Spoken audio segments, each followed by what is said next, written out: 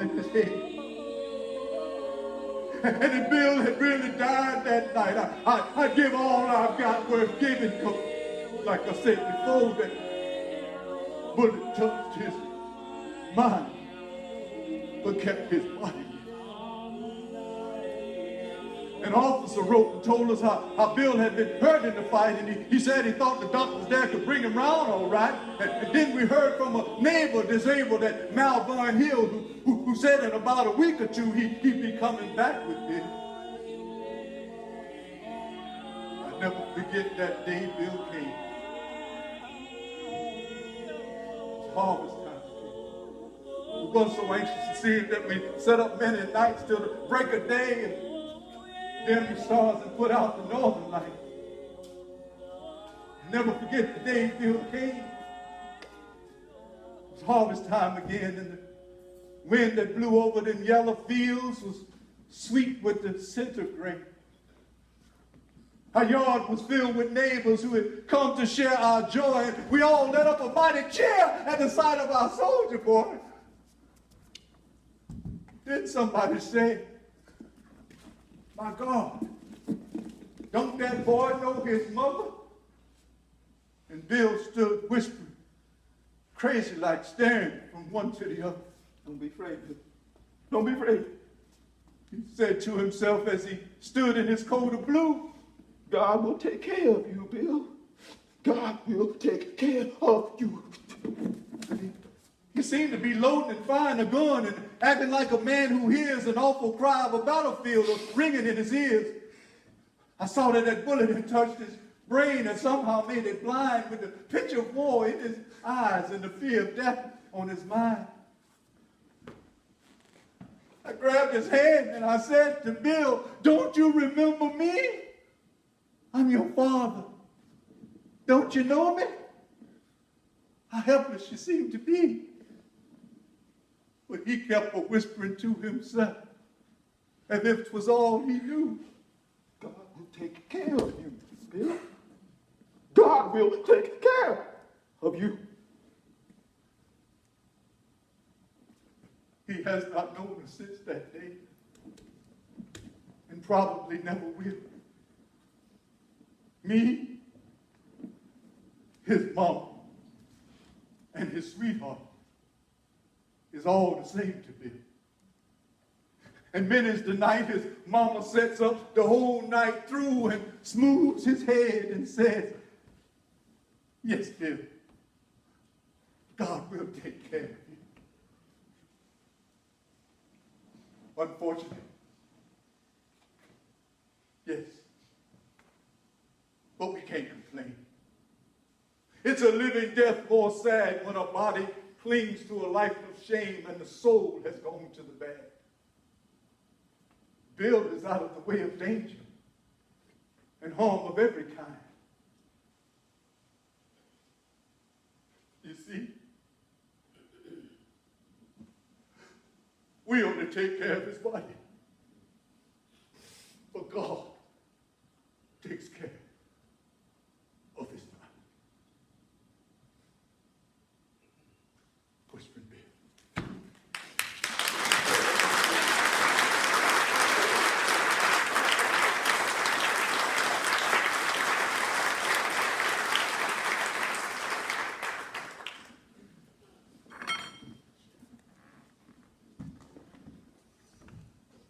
I'm gonna lay down my burdens. Where? Down by the riverside, down by the riverside, down by the riverside. I'm gonna lay down my burdens. Where?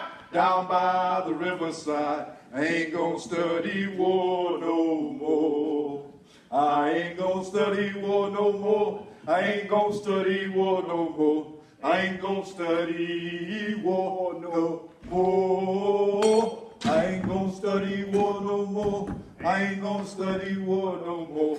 I ain't gonna study war no more.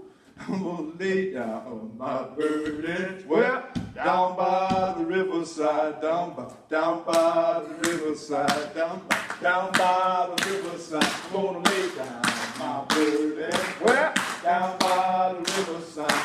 I ain't gonna study war no more.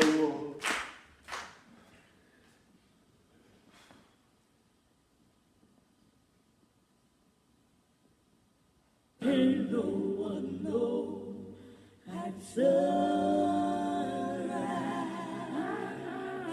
how this day is going to end. Ain't no one know at sunset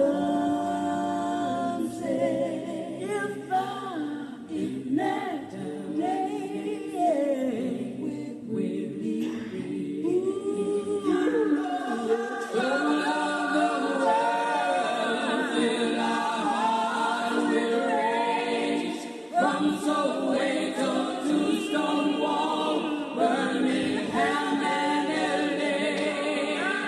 We're searching for hope that lies within ourselves as we fight against misogyny, race, hatred, and death. And no one knows at sunrise how this day is going to can't no one know my sunset if next day will be. Can't no one know at sunrise how this day is going to end. Can't no one know at sunset if the next day will be.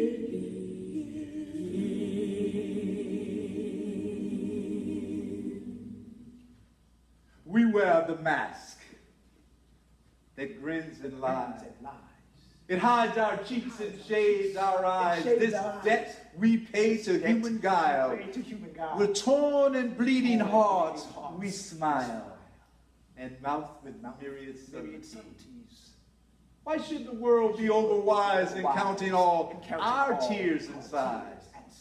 Nay, let them only see us while we wear the mask. We smile. But oh, great God, our cries to thee from tortured souls arise. We sing. Lift every voice and sing till earth and heaven ring with the harmony of liberty. But oh, the clay is vile beneath our feet, and long the mile.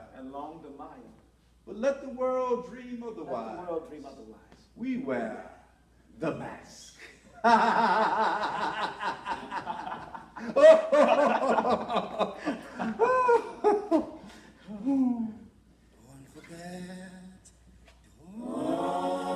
forget, while you're in the lip one bit.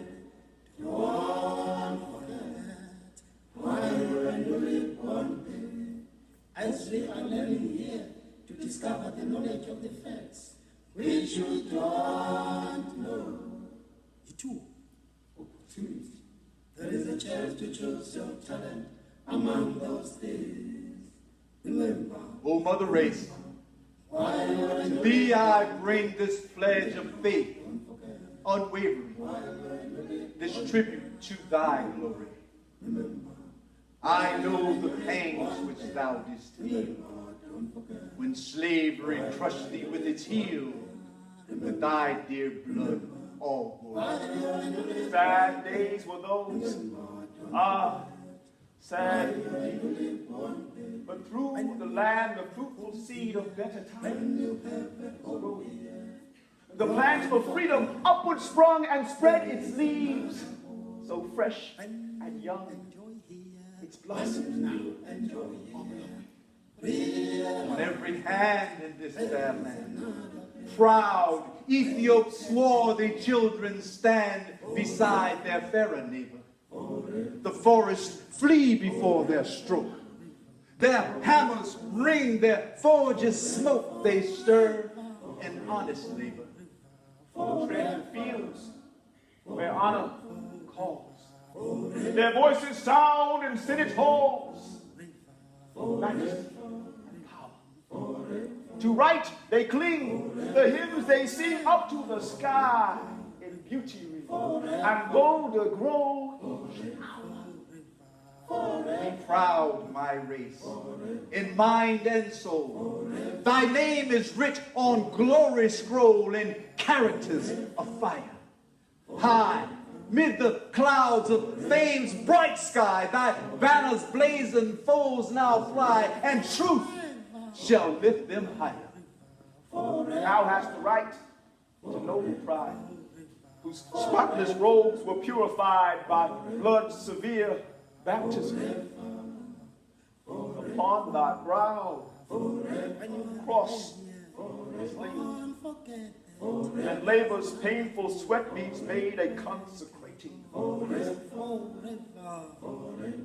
No other race, or white or black, when bound as thou wert to the rack, so self-stooped to grieving.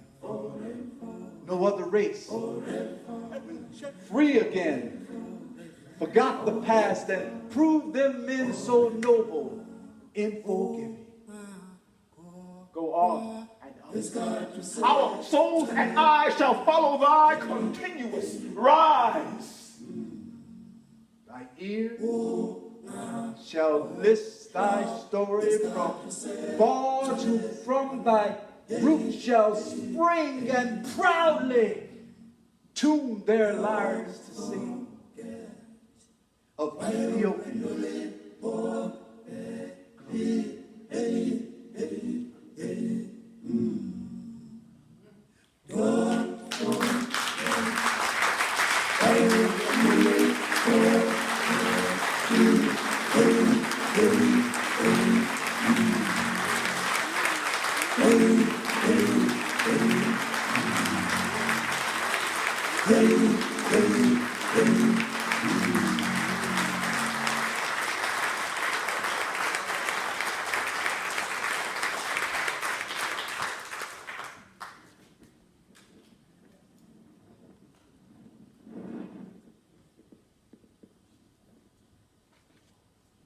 Ain't gonna let nobody turn me around, turn me around, turn me around. Ain't gonna let nobody turn me around. I'm gonna keep on walking, keep on talking, marching up to freedom land. Ain't gonna let nobody turn me around, turn me around.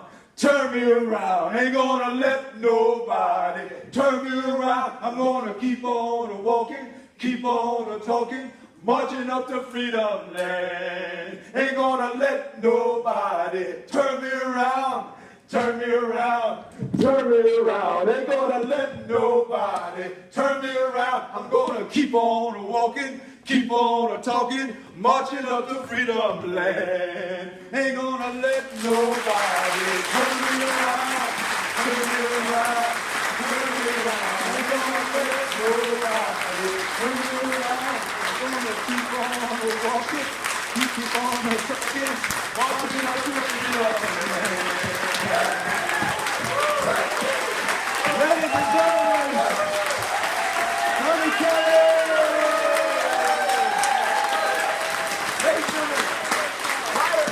Director, producer, Mayor of the Great Ministry, Mr. D. Kimball!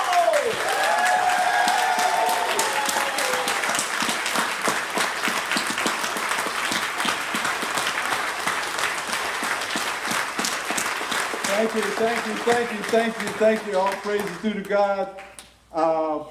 Yes, all praises to God. I just want to say real quick that this piece was devised and constructed and put together in an effort to honor the ancestors.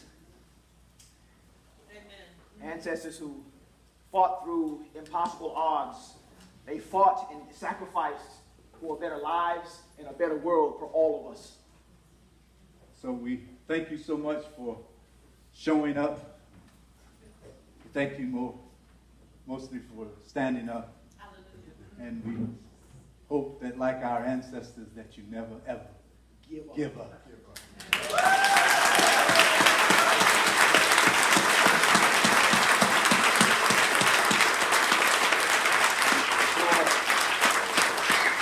Thank you.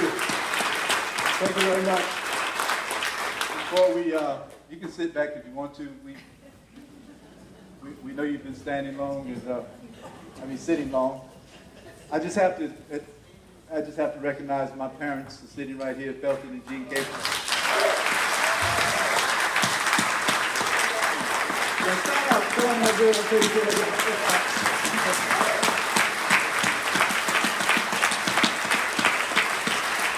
And this is such a historic occasion, not only for the material, but for the place that we are, because on these benches right here, it says that Felton Capel and Voight Gilmore integrated this movie theater in 1962. So there's plaques down here.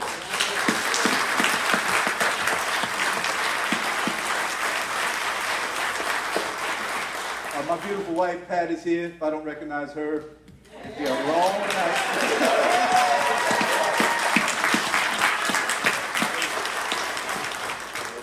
Like they say, behind every successful man, there's a surprise woman. No, I'm just kidding.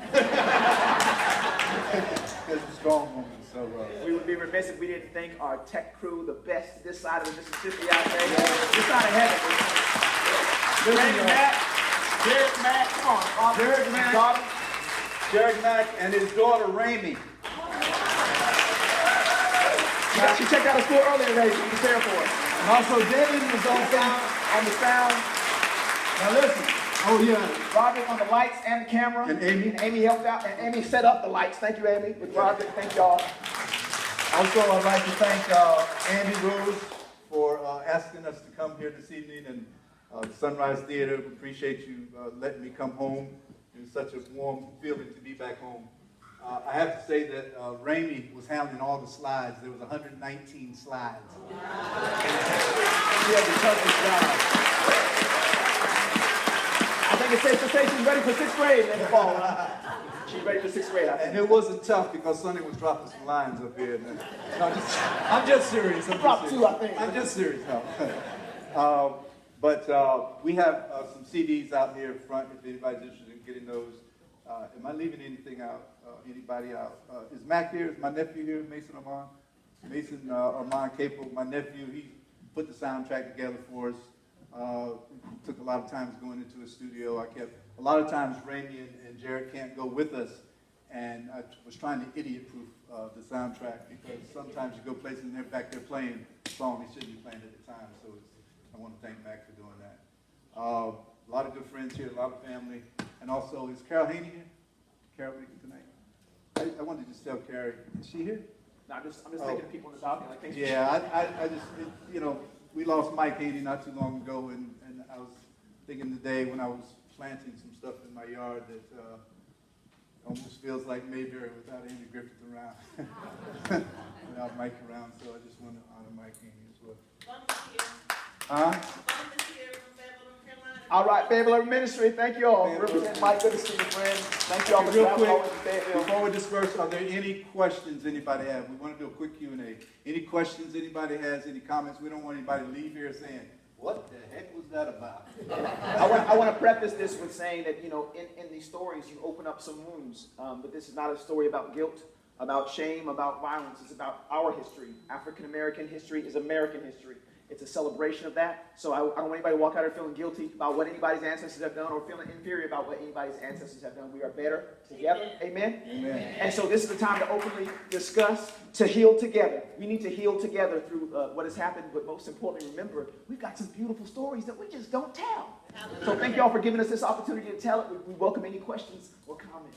I have to say that all of this work was written by our ancestors. Most of it was done by Paul Lawrence Dunbar. Yep.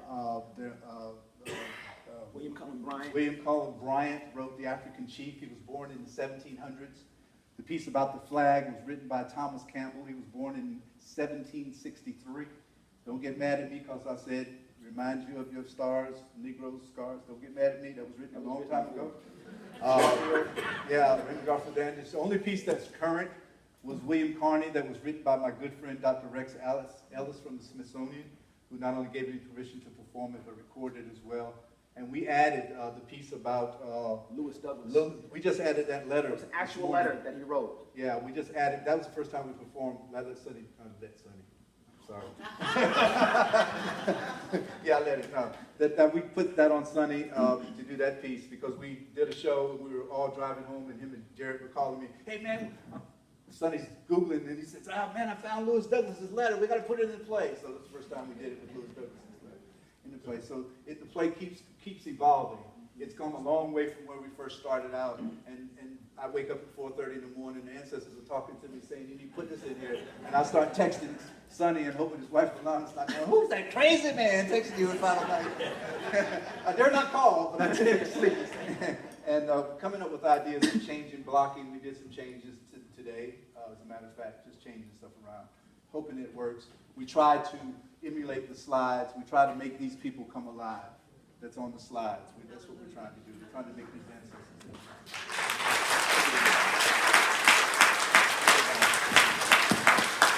So, any questions? What's next week, Mitch? What's next week? R&R. There's a possibility that we'll be on UNC Chapel Hill's campus. They have a program called the Institute for Minority Excellence, and they may be bringing us out in the summer. But they definitely have booked us for a fall presentation there, so we'll be on Chapel Hill's campus. We're looking at not as far as Arkansas and beyond, really. Little Rock and Pine Bluff, Arkansas is trying to bring us out there. We've got people in Milwaukee and Minnesota trying to get us there. Philadelphia. Wilmington, North Carolina just sent us an email about trying to get us there. So the word's out. We've done the Triumph Palace. We've done Fayetteville Tech Community College, Arts Council. We've done UNC, we've done a high school out in Chapel Hill as well. Yeah, high school. Several churches, handful of churches. And we ask you all, please, number one, if you go to, if you're on Facebook, or what we call the Facebook, go to the Facebook. Old people like me, I'm older than I look. If you go there, please look up The Color of Courage and like us and tell your friends about it. If people want to know about the show, they can go there. And then if you go to a link that's off my site, sonnykelly.com, you can go on to The Color of Courage, find out how to book us, how to let people know about what we do. And we're very responsive, so we'll let them know about all of our information. As you can see, we pretty much bring the show with us, and it's very modular. So we want to bring it to every community that could possibly benefit, and I think that's every community. So please do get the word out with us. Thank you. Merci beaucoup. Thank you very much. Muchas gracias. Domo arigato. Sheshe. I've already gone, yes. Thank you so much. Thank you for that. Any more questions? Any more comments? I was just wondering, how do you guys remember all your lines? At any given night, we don't. Speak for yourself. I've been doing this for 30 years. I've had these stories in my head for probably 20 years. I only get to do them every so often when I'm storytelling as Granddaddy Junebug. I do kidsy stuff and funny stuff, and I have all this history in my head. So every now and then I'll throw something in, I'll make them laugh, make them cry, make them laugh. And then, so I kept putting these stories together in my head, and I'd be riding down the street, listening to Sweet Honey in the Rock. That was some of the music you were hearing. Sweet Honey in the Rock, Jay Unger, Molly doing Shokin Farewell. I'm listening to these songs, and I started reciting these poems, going along with these songs, and seeing these images, and going, wow, this is a play. And then I met Sonny 20-some years ago, and when I met him, I told him we were going to do some work together. And finally, we've done plenty of work together. He wrote a play, and I've been in his play, and we've done some theater together, To Kill a Mockingbird, and a new production in Fayetteville State University. So I finally said, look, man, it's time. Let's do this. Let's do this piece. So Mitch has the benefit. He's been hearing this since his grandmother read to him since he can remember. I was 3 years old. 3 years old, right? And so I was 30-something when I was introduced to it. So I've had to put a lot of work in. With Mitch, there's snow, get right, snow. So that first scene when he's whipping, that's pretty much how you're. I was so glad I found that whip at a thrift store, man. It was, I was using Okay. a cane. It just wasn't as effective, We man. rehearsed with this whip. 2 weeks ago, we were at his house rehearsing with the whip for the first time. He's just giggling like a schoolboy. I'm like, why are you so happy about this? I don't know if I'm comfortable with the glee with which you are whipping. But Mitch he's a perfectionist when it comes to this kind, because I do Shakespeare, and when you do Shakespeare, you don't play with it. It's iambic pentameter, you don't play with Shakespeare, you can't ad-lib. And the same way, he want to show the same reverence and respect for the work of Paul Laurence Dunbar and other writers. So there's not, we don't get words different, we don't adjust, we don't change, we keep it the way it is. So he's been a perfectionist with that. That's helped me in my craft. So it's just been study between driving to Fayetteville and Chapel Hill, where I'm studying. I'm just constantly reciting it. And there's something about the flow. You know, with Shakespeare, you have iambic pentameter, and there's a beautiful flow there. But there's also a beautiful flow here, and you can kind of get into the rhythm of your heart, and you listen to the rhymes, and you take your time. I'm a fast speaker, so it slows me down and allows me to take my time and breathe it and feel it. Yeah, I think my favorite one is the song for the unsung heroes, where I'm just crying out to God. And that's a moment where it really is me and my ancestors. And so because of that, it becomes this visceral thing where the words are secondary, but what I'm feeling and thinking really are able to drive it. So practice. With this being mostly poetry, and I was reading about Hamilton, I'm going, wow, this is what we're doing, the same thing. If we could just get us some dancers and do some rap. I know. Bam! Broadway. We'll put it in the hip hop. Yeah, I see a hand in the back. Use a mic. Two things moved me tonight. Everything you did. Which one? Me again? I'm using the group. Thank you. I know I'm just being. And the other thing is, I'm here with black brothers and sisters. We are never together here. If you have to do this annually, if you have to do it weekly, I don't care. I want to see my fellow Americans in this theater on a regular basis.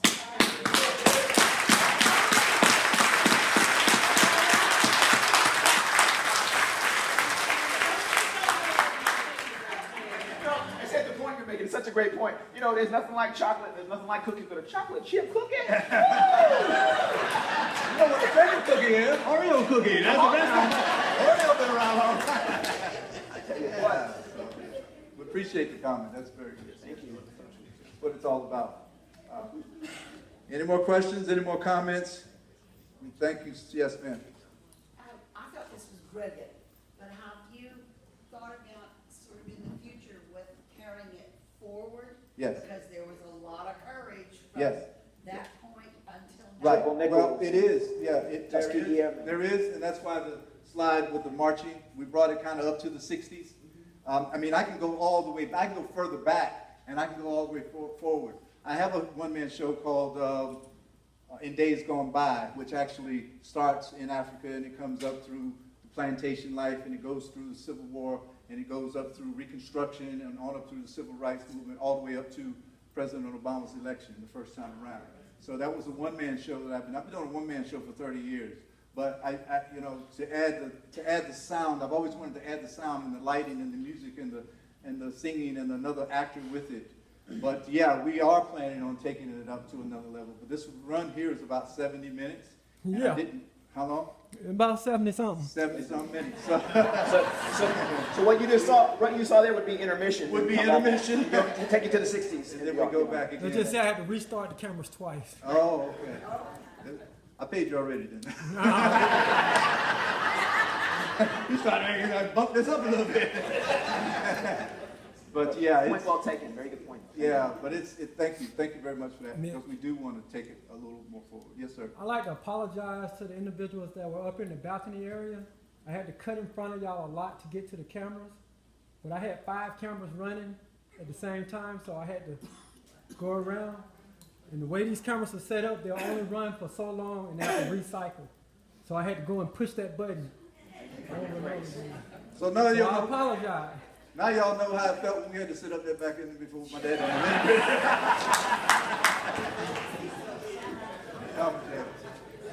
Yes. I appreciate your energy. Thank you. And the fact that you two are to be the age that you are. You see that dead scene? He looked around and oh. So, Pat, you're doing a great job. Yes. He means well. Just built me up and just. All right. Great job. You ain't have nothing to do with that. It's all her. Yes, yes.